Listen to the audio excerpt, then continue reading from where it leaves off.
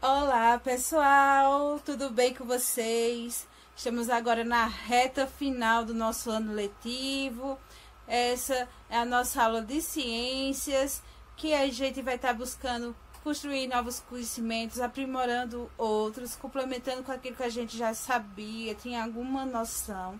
Então, preste aí atenção na descrição do vídeo, anotem as dúvidas, aproveite e pegue o livro de vocês para acompanhar a nossa aula. Lembrando de quando terminar de fazer a atividade, enviar para mim, para poder assim pontuar para vocês. Então, vamos juntos para mais uma aula de ciências? Olá, meus amores, tudo bem com vocês? Então, hoje a gente vai dando sequência ao conteúdo relacionado ao grupo dos seres vivos das plantas.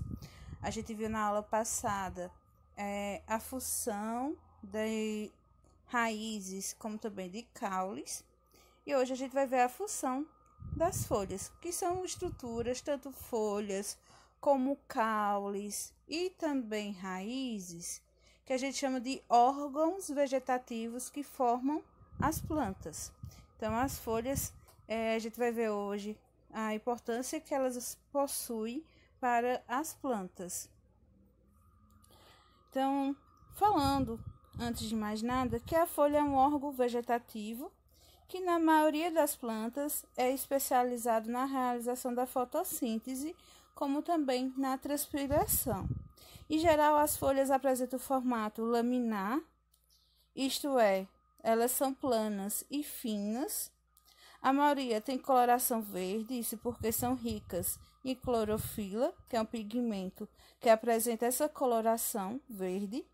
Esse pigmento ele é utilizado pelas plantas para captar a energia proveniente da luz solar. E em algumas espécies, as folhas podem apresentar outras colorações, devido à presença de outros pigmentos, além da clorofila. Aqui a gente vai estar visualizando a parte relacionada à estrutura externa da folha, que a folha ela apresenta externamente o limbo, o pecíolo, a bainha, as nervuras e as estípulas. Então, a gente vai vendo aqui, né, a partir das estruturas externas, que essa parte toda aqui é o limbo, que geralmente vai apresentar o formato laminar, que vai facilitar na absorção da luz solar. No limbo, vai ter a presença das nervuras, que são essas partezinhas aqui, ó. Cada partezinha escura que tá presente aí na folha é uma nervura, no caso. Já ia confundindo aí com o limbo. Então, o limbo é essa parte laminar e as nervuras são essas estruturazinhas aqui, tá? Mais escurinhas aí, pontuadas em verde e na cor mais escuras. Então, na limbo, que apresenta essas nervuras, elas são as estruturas de transporte, né? Os tecidos de transporte, xilema e floema, ou seja, que vou estar trazendo da raiz, né? Que vai passar por toda essa parte, a água e os sais minerais por toda a extensão da folha. Então, vai ser por meio das nervuras que isso vai acontecer, como também a fotossíntese, né? O resultado da fotossíntese, que é o açúcar da planta, ele vai estar sendo levado das nervuras para outras regiões presentes na planta. A folha, ela une-se ao caule por meio de estrutura chamada pecíolo, que é essa estrutura aqui, tá? Deixa eu pegar o pincelzinho. Essa estrutura aqui é o pecíolo. A gente não vai, mas vocês estão vendo aí na imagem o pecíolo, a indicação de onde ele está. Assim como também a gente tem em algumas espécies a base do pecíolo apresenta uma dilatação que a gente chama de bainha. Eu vou tentar aqui com o pincelzinho trazer ele para cá. Então, a gente vai ter aqui o pecíolo e a bainha aqui, né? Que é a área dilatada da região do pecíolo. E na região da união do pecíolo com o caule pode haver estruturas alongadas chamadas de estípulas, que vai ser essas estruturas aqui que se assemelham também a folhas. E algumas espécies, como a gente vai ver agora, aqui, que são as folhas compostas, que a gente chama, o limbo foliar, ele encontra-se dividido em partes denominadas de folíolos. As folhas com essa característica são chamadas de folhas compostas. Então, aqui a gente tem alguns exemplos de folhas compostas que não apresentam um limbo dividido, como representado na ilustração desse slide aqui. Então, aqui a gente vai ter folhas mais simples, né?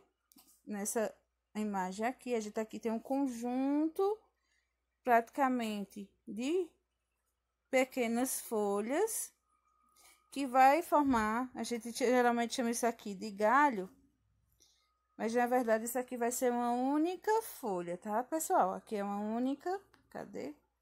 Aqui é uma única folha, aqui também é uma única folha, que aí o limbo, ele se encontra dividido. Então, por conta dessa divisão, que a gente tem aí o que a gente chama de folhas compostas, tá? Quanto à estrutura interna da folha, o que a gente pode ver é que ela é dividida em 3 partes principais: a epiderme superior, o mesófilo e a epiderme inferior. E a partir aí da imagem que a gente pode ver que a epiderme superior, em geral, apresenta uma única camada de células finas que vão estar sobrepostas e ela se apresenta de maneira incolor e é denominada também de cutícula, tá? Abaixo da epiderme superior, localiza-se o mesófilo. Essa camada é formada por células ricas em cloroplastos. Lembrando que os cloroplastos são responsáveis por absorver a energia solar que, juntamente com o gás carbônico e também os nutrientes e água, vão fazer a questão da fotossíntese com o processo da produção do açúcar, né? Que é importante para as plantas, como também para o restante dos seres vivos que dependem propriamente das plantas para a sua sobrevivência. Então, nessa região abaixo da epiderme superior, no mesófilo, é que vai estar presente o xilema e o floema. Então, eles vão estar aí presentes na região do mesófilo. E na camada inferior da folha é formada pela epiderme inferior. E nessa camada vai ser encontrado os estômatos, que são estruturas importantes para o processo de fotossíntese e de transpiração, porque os estômatos eles têm a função de abrir e fechar para a entrada, por exemplo, do gás carbônico, da energia solar, como também eles se abrem, tem um momento para eles se abrir, e assim, pessoal, ter a liberação do gás oxigênio para o ambiente. E a fotossíntese, né? É o processo pelo qual as plantas elas vão produzir o seu próprio alimento. Durante esse processo, as plantas elas vão utilizar energia luminosa proveniente do sol, vão converter moléculas simples de água e gás carbônico em açúcares simples. Então, a água que vai estar presente no solo vai ser levada até as folhas das plantas, que é onde apresenta a maior concentração de clorofila, que aí vai ser responsável por estar absorvendo a energia luminosa, a energia solar, como também é por meio das folhas que vai estar também sendo absorvido o gás carbônico.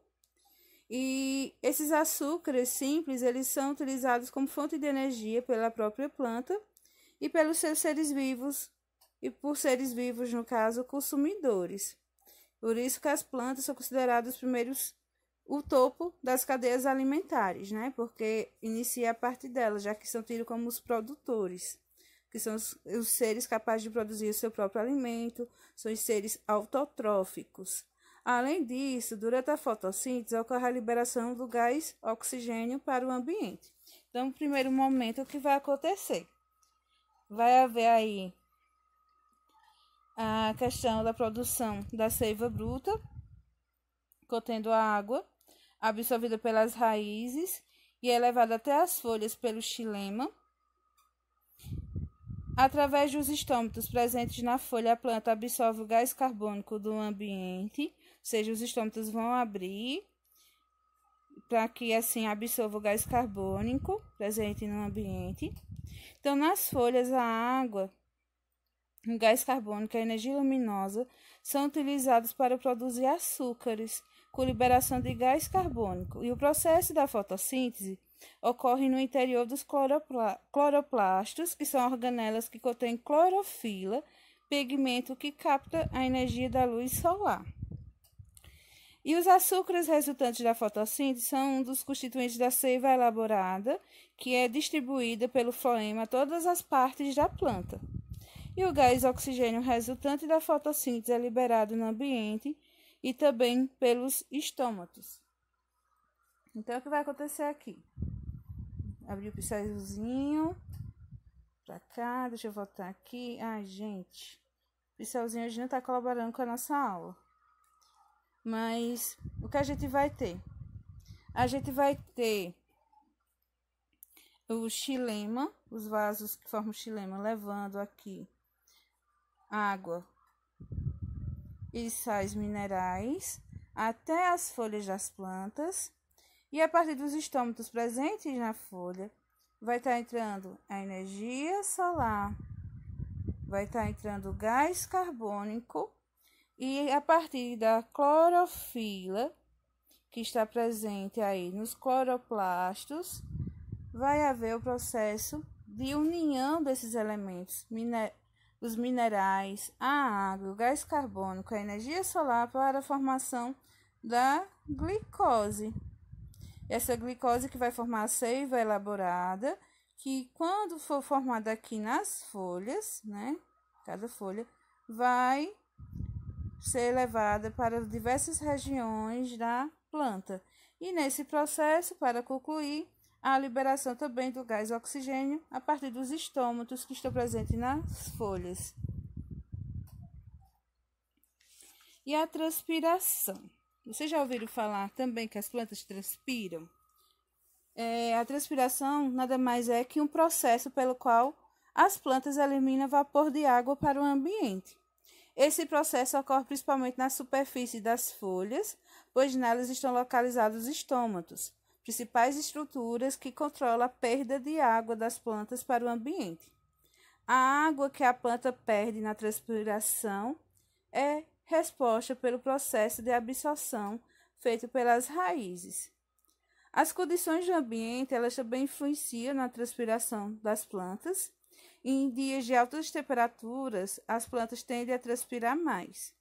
E nesses dias elas podem murchar, pois a absorção feita pelas raízes pode não repor as altas perdas de vapor de água pela transpiração para o ambiente.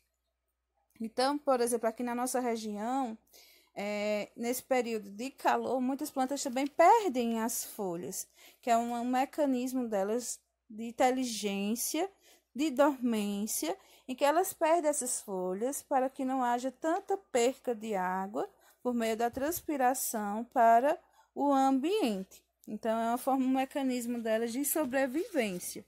Porque assim, como tem uma pouca incidência de chuva, faz com que a planta ela não tenha tanta quantidade de água para suprir o que ela está perdendo por conta das altas temperaturas que o ambiente está tendo. Então, tem que ter aí, vamos dizer, uma junção equilibrada. Então, quando não tem essa junção equilibrada, como as plantas que formam aí o bioma da caatinga, elas acabam perdendo a folhagem. Às vezes a gente olha e pensa que as plantas estão mortas, mas pelo contrário, elas estão vivas no processo de dormência.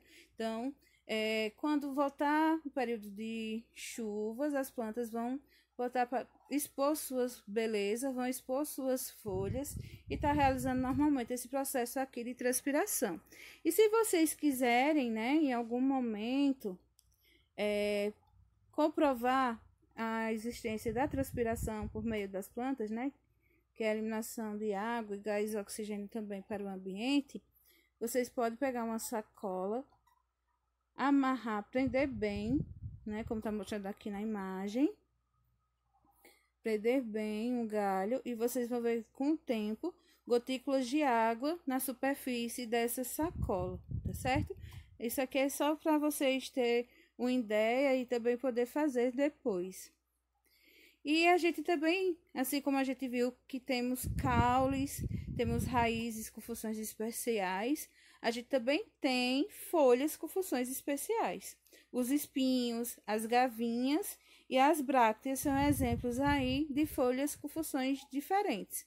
Os espinhos, por exemplo, são folhas modificadas que vão estar atuando de forma protetora para as plantas, reduzindo também a perca de água, também de transpiração. Por isso que a gente encontra muitos cactos também na nossa região, porque aí é uma forma adaptativa a tempos de calor, porque evita que eles tenham muita perca de água para o ambiente por meio da transpiração.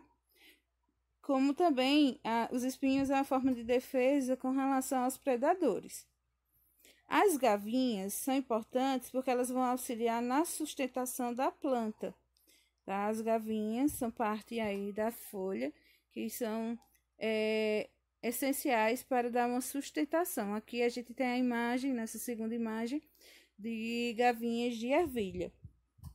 E as brácteas já são folhas modificadas que apresentam cores atraentes para os animais polinizadores. Essa espécie aí, última, que tem a coloração vermelha, é uma espécie de antúrio, que é uma planta que apresenta brácteas coloridas. As brácteas coloridas são essa parte aqui, tá, pessoal? Que são de extrema importância aí para atrair a atenção dos agentes polinizadores, como besouros, insetos e também pássaros também, tá bom? Então, pessoal, essa foi a nossa aula. Eu espero que vocês tenham gostado. Anotem as dúvidas de vocês, me procure, que eu estou disponível para esclarecer, tá bom? Então, fique com Deus, se cuidem e bons estudos!